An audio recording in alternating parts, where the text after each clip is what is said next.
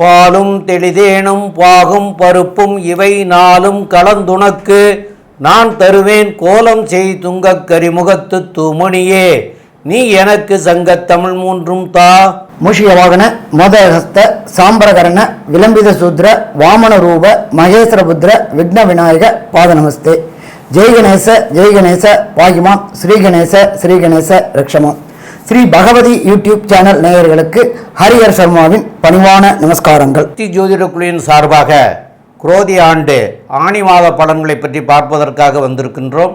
அடியேன் சக்தி சோமையாகிய நானும் கே.எஸ். ஐயங்கார் அவர்களும் டாக்டர் ஹரிஹர சர்மா ஐயா அவர்களும் இந்த ஆணி மாத பலன்களை பற்றி விரிவாகவும் விளக்கமாகவும் சொல்வதற்காக வந்திருக்கின்றோம். சக்தி ஜோதிட குழுவின் சார்பாக ஹரிஹர் சர்மாவின் பணிவான நமஸ்காரங்கள்.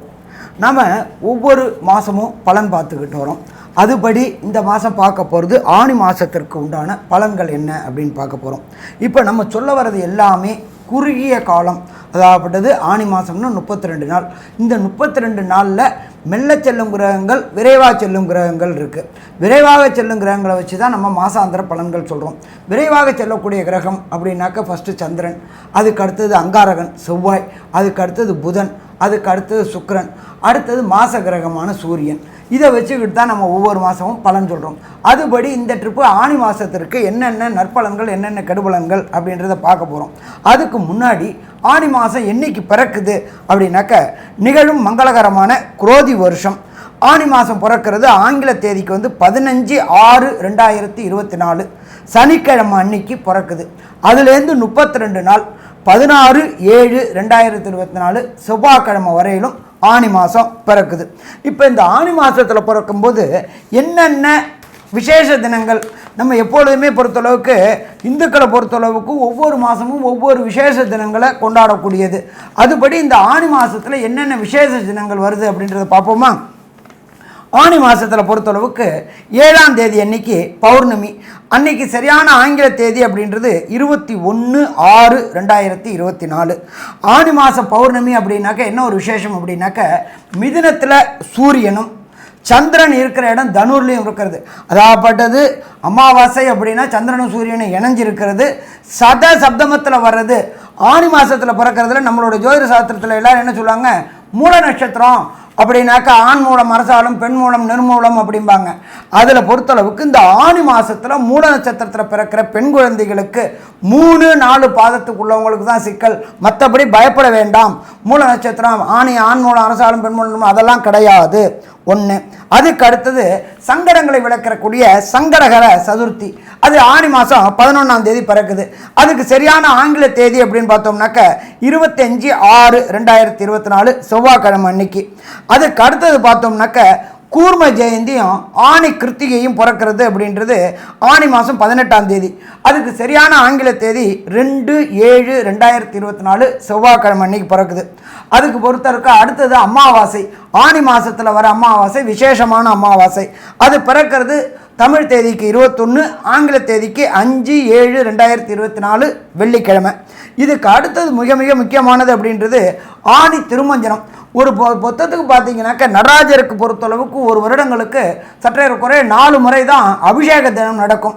அதே போல் இந்த அபிஷேக தினம் அப்படின்றது ஆணி திருமஞ்சனம் அப்படின்றது ஆணி மாதம் 27ஆம் தேதி. அதுக்கு சரியான ஆங்கில தேதி அப்படின்னாக்க 11/7/2024 வியாழக்கிழமை மாலை உத்திர நட்சத்திரம். இதுலேயும் பார்த்தீங்கன்னாக்க விசேஷமானது அப்படின்றது திருவெண்காடு. அந்த இடத்துல நடராஜருக்கு அபிஷேகம் பண்ணுறது ரொம்ப ரொம்ப விசேஷம். அது என்ன திருவெண்காடில் உள்ள இவருக்கு மட்டும் அப்படின்னாக்க அங்கே உள்ள ஈஸ்வரன் ரொம்ப விசேஷமான ஈஸ்வரன், அது பண்ணுறாங்க. அப்போ இதே மாதிரி இந்த பொசிஷனில் இந்த 5 நல்ல நாட்களோட இந்த ஆணி பிறகுது. சரி, இதுக்கப்புறம் பார்த்தோம்னாக்க ஆணி மாதத்தில் கிரக நிலவரம் நம்ம எல்லாமே பலன்கள் சொல்கிறது கோல்சாரம். இந்த காலகட்டங்களில் 32 நாளில் என்னென்ன கிரகங்கள் எந்தெந்த இடத்துல இருக்காங்கன்றதை பார்த்துட்டு பார்ப்போம். பிறக்கும்போது மேஷத்தில் ஆட்சி பெற்ற செவ்வாயும், ரிஷபத்தில் குரு பகவானும், மிதுனத்தில் சூரியன் புதன் சுக்கிர பகவானும், காலபுருஷ தத்துவத்தின்படி 6ஆம் இடமான கன்னியில் கேது பகவானும், காலபுருஷ தத்துவத்தின்படி 11ஆம் இடத்துல ஆட்சி பெற்ற சனி பகவானும், 12ஆம் இடமான மீனத்தில் ராகுவும் கொண்ட நிலவரத்தில் இந்த ஆனி மாதம் பிறக்குது. இந்த ஆனி மாதத்தில் பொறுத்தளவுக்கு சின்ன சின்ன பயிற்சிகள் இருக்குது. ஆனி 12 புத பகவான் கடகத்துக்கு மாறுறாரு. அதே போல் 7/7/2004 கடகத்துக்கு சுக்கிர பகவான் மாறுறாரு. 11/7 ரிஷபத்தில் செவ்வாய் பகவான் மாறுறாரு. அதே போல் இந்த ஆனி 5ஆம் தேதி சனி பகவான் வக்ர ஆரம்பத்தில் இருக்கார். ஆனி மாதத்தில் புதன் சுக்கிரன் இடம்பெயர்றாரு. அப்போ இந்த 4 பெயர்ச்சிகள், இந்த 4 கிரகங்கள், விரைவாக செல்லும் 4 கிரகங்களை வச்சு தான் நம்ம எப்பொழுதுமே பலன் சொல்கிறோம். இப்போ இந்த ஆனி மாதத்தில் பொறுத்தளவுக்கு எந்தெந்த ராசிக்கு சந்திராசிரம தினங்கள், சந்திராசிரம தினம் அப்படின்னா என்ன அப்படின்னாக்க, கோச்சார சந்திரனுக்கு ஜனன சந்திரன் 8ஆம் இடத்துல வருது. அதாவது ஜனன சந்திரன் மாறாதவர், கோச்சார சந்திரன் மாறாது. 8ஆம் இடத்துல வரும்போது அவருடைய ஒளி மறையும். அப்போ இந்த சந்திராசிரம தினங்கள் என்னென்ன தினங்கள் அப்படின்றது விரிவாகவும் விளக்கமாகவும் சொல்லுவோம்.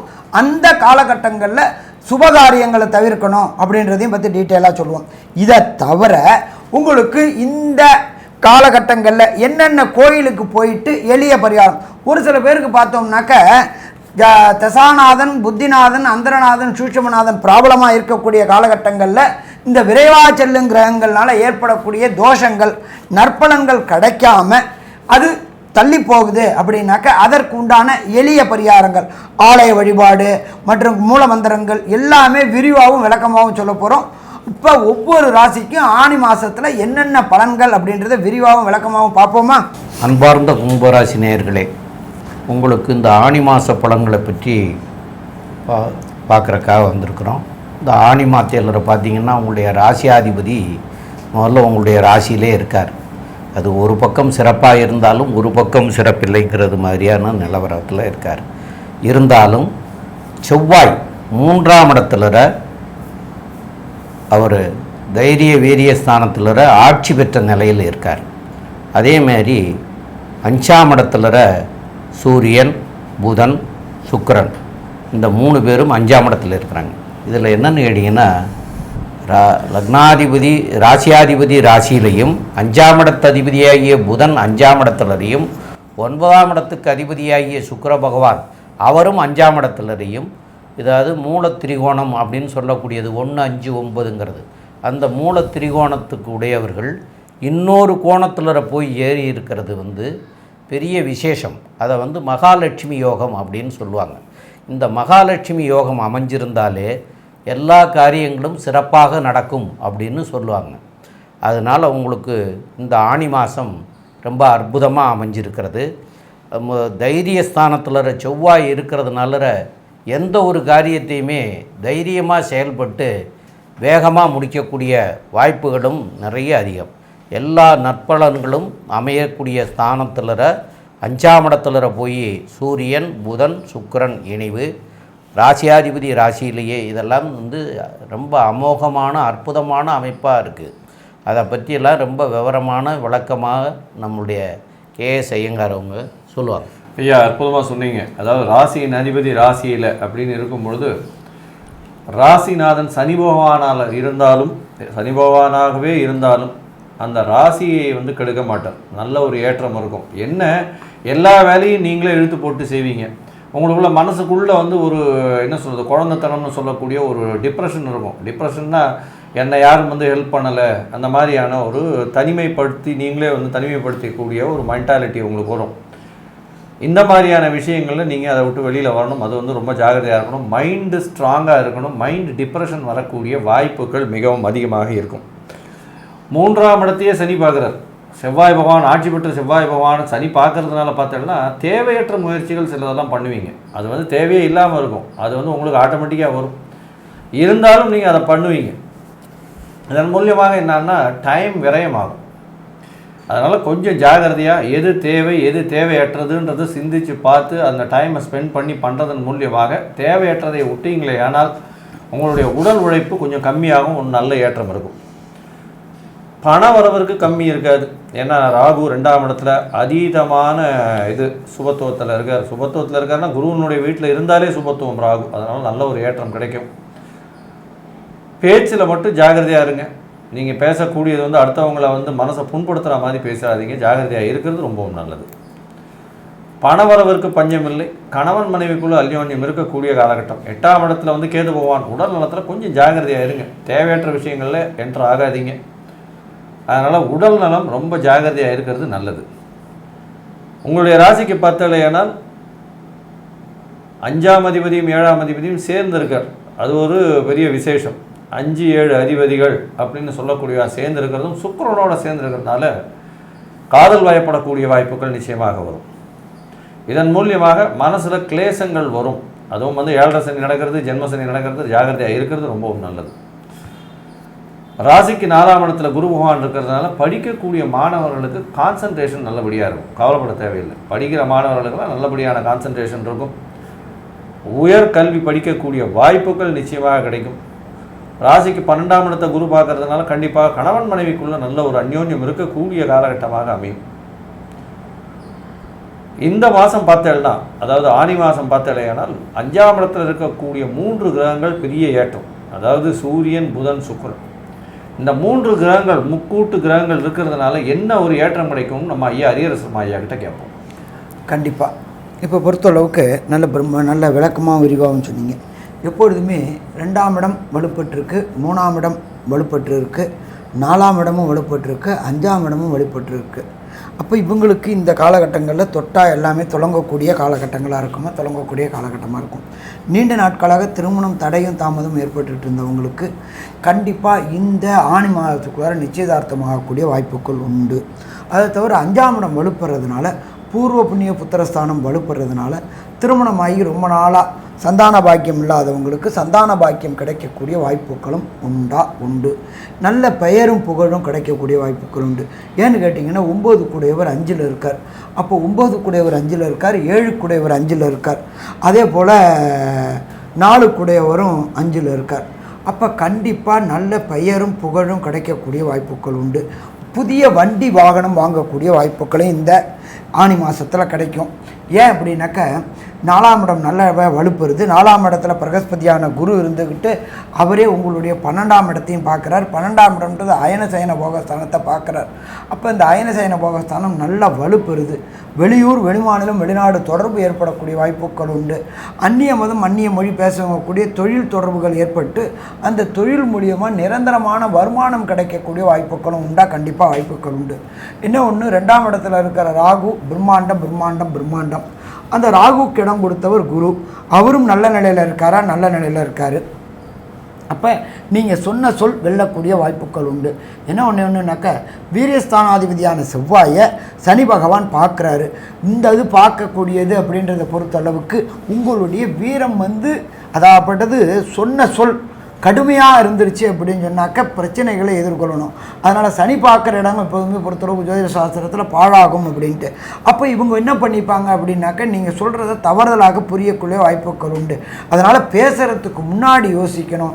பேசின பின்ன யோசினோம்னா பிரச்சனைகளை சந்திக்க வேண்டிய வரக்கூடிய வாய்ப்புகள் உண்டாகும். அதே போல் 8ஆம் இடத்துல கேது பகவான் இருக்கார். 8க்குரிய புதனும் 5ல் இருக்கார். நர்வஸ் தொடர்புடைய உபாதைகள் வரக்கூடிய வாய்ப்புகள் உண்டு. அன்ஐடென்டிஃபிகேஷன் டிசீசஸ் வரக்கூடிய வாய்ப்புகள் உண்டு. ஆனால் அத்தனையும் பிரகஸ்பதியான குருவின் பார்வை படுறதுனால அந்த பிரச்சனைகள் விலகக்கூடிய வாய்ப்புகள் உண்டு. இந்த குருவானவர் 8ஆம் இடத்தையும் 12ஆம் இடத்தையும் பார்க்கறதுனால மறைந்து வாழக்கூடிய வாழ்க்கைகள், அதாவது வெளியூர், வெளிநாடு போகக்கூடிய வாய்ப்புகள் உண்டு. லாட்ரி, ரேஸு, அதே போல் ட்ரேடிங், இதில் திடீர் பண வரவுகளும் வரக்கூடிய வாய்ப்புகள் உண்டு. மொத்தத்தில் ஆனி மாதத்தை பொறுத்தளவுக்கு இந்த கும்பராசி நேயர்களுக்கு அதிர்ஷ்டத்தை அள்ளிக்கொள்ளக்கூடிய மாதம்னு சொல்லலாம். ஆனாலும் ஒரு சில பேருக்கு பொறுத்தளவுக்கு ஒரு சில நாட்களை தவிர்க்கக்கூடிய நாட்கள் இருக்கும். அந்த தவிர்க்கக்கூடிய நாட்கள் அப்படின்றது சந்திராஷ்டம தினங்கள். அந்த சந்திராஷ்டம தினங்கள் என்னென்னைக்கு அன்னைக்கு எதை தவிர்க்கணுன்றதையும், அதே போல் தசாநாதன், புத்திநாதன், அந்தரநாதன், சூஷ்மநாதன் சரியில்லாதவங்களுக்கு என்னென்ன பரிகாரம், எளிய பரிகாரம் அப்படின்றதையும் நம்ம ஐயா சக்தி சோமையா அவங்க சொல்லுவாங்க. ரொம்ப அற்புதமாக விவரமாக 2 பேருமே சொன்னீங்க. இதில் வந்து என்னென்னு கேட்டிங்கன்னா, ஆனி மாதத்தில் சந்திராஷ்டம தினங்கள் அப்படின்னு சொல்லக்கூடியது 1ஆம் தேதி, 2ஆம் தேதி, அதுக்கப்புறம் 28, 29, 30 இந்த ஆகிய 5 நாட்கள் வருது. உங்களுக்கு மாதம் முகச்சியில் ஒரு தடவையும் மாத கடைசியாக ஒரு தடவையுமா வருது. அப்போது அதுக்கு ஆங்கில தேதி என்ன அப்படின்னு பார்க்குற போது 15/6/2024 சனிக்கிழமையும், 16/6/2024 ஞாயிற்றுக்கிழமையும், அதேமாரி மாத கடைசியாக வரக்கூடியது 12/7/2024 வெள்ளிக்கிழமை, 13/7/2024 சனிக்கிழமை, 14/7/2024 ஞாயிற்றுக்கிழமை. இந்த ஆகிய 5 நாட்கள் வருது. இந்த 5 நாட்களும் கண்டிப்பாக செய்யக்கூடாது. அப்படிங்கிறது என்னென்னு கேட்டால், பிரயாணங்கள் கண்டிப்பாக செய்யக்கூடாது. அதேமாரி புதிய முயற்சிகள் எதுவும் செய்யக்கூடாது. ரொட்டீன் ஒர்க்குகள் அனைத்தும் எது வேணாலும் செஞ்சுக்கிறலாம்.